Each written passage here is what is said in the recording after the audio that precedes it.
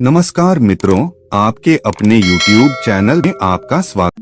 तिब्बत के महान दार्शनिक लाओ त्सु का कहना है कि तुम मुझे अपमानित नहीं कर सकते क्योंकि मुझे तुमसे सम्मान ही नहीं चाहिए। जो लोग दिखावा करके दूसरों की नज़रों में ऊंचा उठना चाहते हैं, उनसे इज्जत पाना चाहते हैं, ऐसे लोगों का दुनिया सिर्फ फायदा उठाती है। अगर आप दूसरों से सम्मान पाने की इच्छा छोड़ दो तो आपका अहंकार मिटना शुरू हो जाएगा, और जब आपका अहंकार बिल्कुल खत्म हो जाएगा तो लोग अपने आप ही आपकी इज्जत करने लगेंगे। लेकिन समाज में रहते हुए लोगों के बीच अपनी इज्जत कैसे बनाएं? इसके लिए कुछ मूलभूत सिद्धांत होते हैं। इस कहानी के माध्यम से हम उन्हीं सिद्धांतों पर चर्चा करेंगे। तो चलिए कहानी शुरू करते हैं। युद्ध में जीत हासिल करने के बाद युवराज की खुशी का ठिकाना नहीं था। उसके पिता यानी कि उस राज्य के राजा, जो हमेशा अपने बेटे को निकम्मा और नकारा समझते थे, आज उसके रणकौशल का जरूर बखान करेंगे।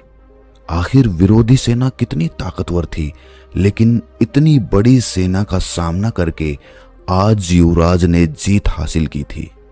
लेकिन जो लोग रण क्षेत्र में मौजूद थे वो सब जानते थे कि युवराज इतनी बड़ी सेना को देखकर रण क्षेत्र से भाग खड़ा हुआ था। इस जीत का सारा श्रेय उस सेनापति को जाता था जिसने अपने दिमाग और अपनी बहादुरी से विरोधी सेना को हरा दिया था। युवराज ने सेनापति को अकेले में बुलाकर पहले ही समझा दिया था कि मेरे पिता को ये हरगिज पता ना लगने पाए कि मैं युद्ध मैदान से भाग खड़ा हुआ था। उन्हें यही लगना चाहिए कि ये युद्ध मेरी वजह से जीता गया है। जब राजा के कानों में ये बात पहुंची कि युवराज युद्ध जीतकर वापस आ रहा है, तो उसे यकीन तो नहीं हुआ कि उसका बेटा इतना बड़ा युद्ध जीतकर वापस आ सकता है। कहीं ना कहीं राजा को मालूम था कि इस जीत के पीछे उनका सेनापति हो सकता है। आखिर वो बचपन से अपने बेटे को देखता हुआ आया था। उसे पता था कि उसका बेटा कोई ऐसा काम नहीं कर सकता जिसको करने के बाद लोग ये कहें कि ये है राजा का असली बेटा। उसे अपना बेटा नकारा और निकम्मा लगता था। लेकिन जब सेनापति ने राजा को बताया कि ये युद्ध वो युवराज की वजह से ही जीते हैं, तो राजा को विश्वास तो नहीं हुआ, लेकिन फिर भी उसने अपने बेटे की पीठ थपथपाते हुए कहा कि मुझे आज पहली बार गर्व महसूस हो रहा है कि तुम मेरे बेटे हो। युवराज ये सुनकर बहुत खुश हो गया। अब उसका राजगद्दी पर बैठने का इरादा जल्दी ही पूरा हो जाएगा, क्योंकि उसने युद्ध जीतकर सबको साबित कर दिया है कि वो राजगद्दी पर बैठने का अधिकारी बन चुका है। रात के समय शयन कक्ष में सोते हुए जब युवराज अपने भविष्य के सपने देख रहा था, तब राजा ने अपने पास अपने सेनापति को बुलाया और अपने सेनापति से पूछा कि तुम मुझे सच सच बताना, क्या आज का युद्ध सचमुच में हम युवराज की वजह से जीते हैं या फिर वो झूठ बोल रहा है? मुझे सब सच सुनना है। सेनापति राजा का वफादार था, इसीलिए वो चाहकर भी राजा से झूठ नहीं बोल सकता था।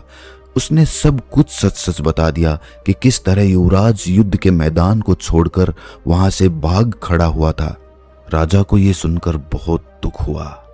आज उसका बेटा उसी की नजरों में इज्जत पाने के लिए उससे झूठ बोल रहा है। राजा ने अपने सेनापति के साथ एक योजना बनाई। उस योजना के तहत वो अपने बेटे को सबक सिखाना चाहते थे। वो युवराज को समझाना चाहते थे कि इज्जत झूठ बोलकर नहीं कमाई जा सकती।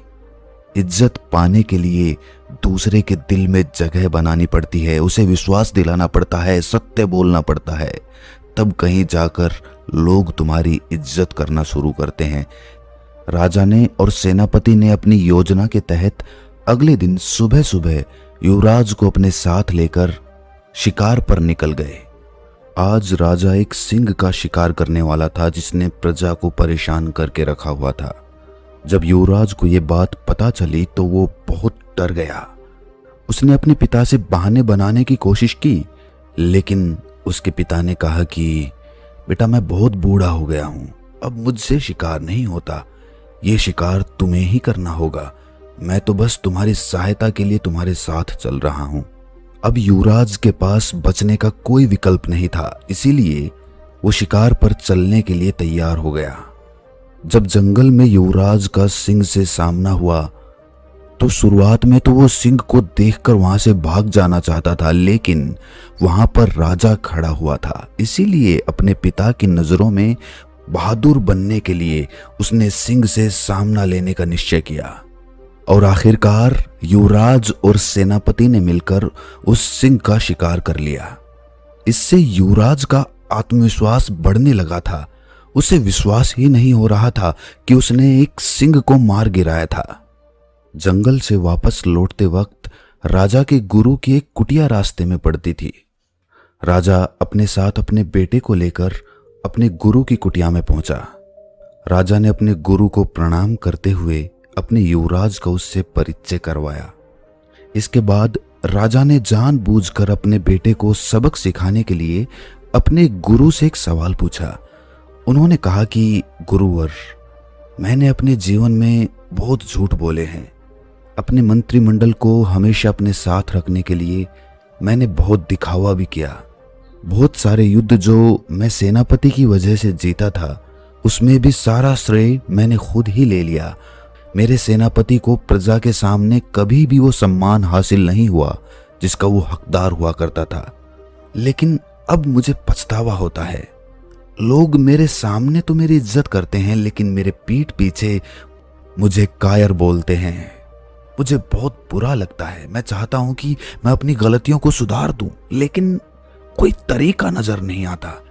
मैं ऐसा क्या करूं कि लोग मुझ पर विश्वास करने लगें, मेरी इज्जत करने लगें। राजा के गुरु ने विचार मग्न होकर कहना शुरू किया।